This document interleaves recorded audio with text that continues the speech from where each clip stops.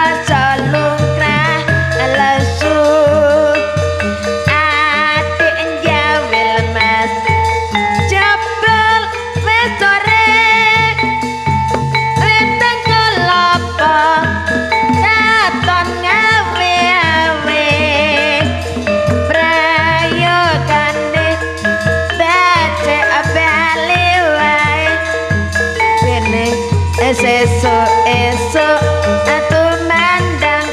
nyambut gawe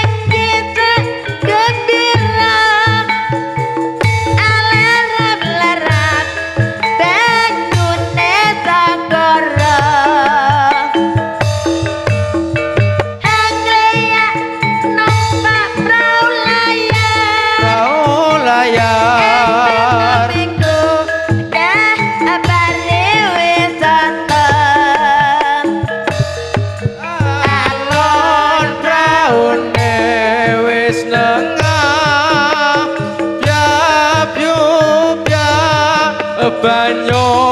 pinala ora cemu-cemu karo mesem guyu ilangake rasa lumpralesu ade jawe lemas